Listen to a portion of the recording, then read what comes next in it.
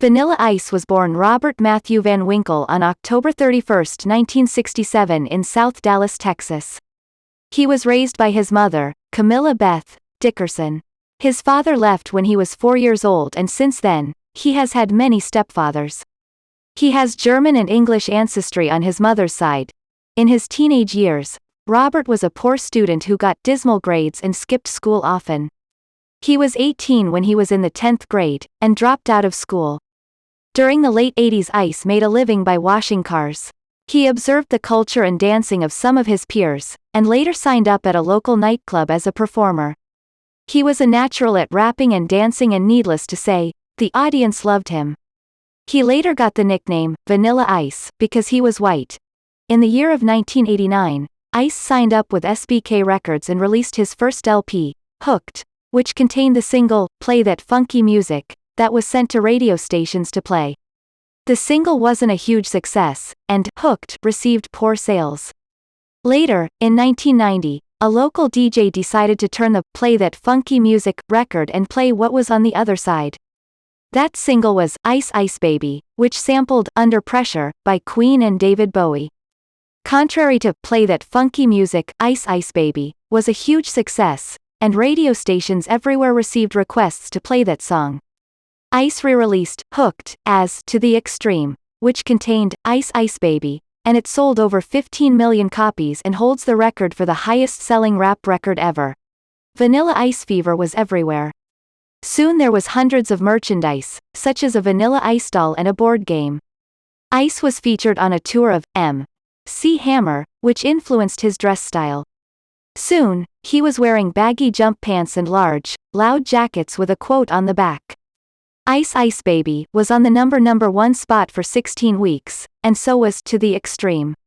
It was only after the success of Ice Ice Baby that Queen and David Bowie received credit for the sample of Under Pressure. Vanilla Ice joked they were different, because he adding one note in his version. Ice then released Extremely Live, which contained music from one of his concerts. It sold 500,000 copies and reached gold status. Later in 1991, Vanilla Ice decided to get involved in the movie business. He made an appearance in Teenage Mutant Ninja Turtles 2, The Secret of the Ooze, 1991, and then later scored his first feature film, Cool as Ice, 1991.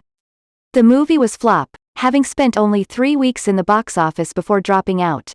Ice spent 2 years taking up motocross under his real name, and completely dropped out from the music world. In 1994, he released another album called Mind Blowin', which introduced Ice's new, dreadlocked, dope smoking image. Mind Blowin' didn't last long, since SBK Records went bankrupt. Ice nearly died of an overdose of drugs, and was revived by one of his friends. He later married, and had 2 children. In the next 4 years, Vanilla Ice focused on family life while still playing a couple of shows, mostly overseas or small venues. Then, in 1998, Ice made a comeback with his next album, Hard to Swallow, his first new metal release, produced by Ross Robinson. The album was a far cry from his earlier works, and featured explicit language. There was even a rap metal version of Ice Ice Baby, called Too Cold. Although the album only sold 100,000 copies, it was well received by fans and made Ice almost respected again. It was followed by Bipolar, Platinum Underground, and WTF, which combined nu metal, rap rock and hip-hop music with other genres, including country and reggae. More recently, he has had his biggest mainstream resurgence, hosting the series The Vanilla Ice Project, 2010, and recording a debut single with Jedward, Under Pressure, Ice Ice Baby, a mash-up of the 2 songs. He will also be returning to film in the Adam Sandler comedy That's My Boy, 2012. At the 2011 gathering of the Juggalos, it was announced that Vanilla Ice had signed to Psychopathic Records.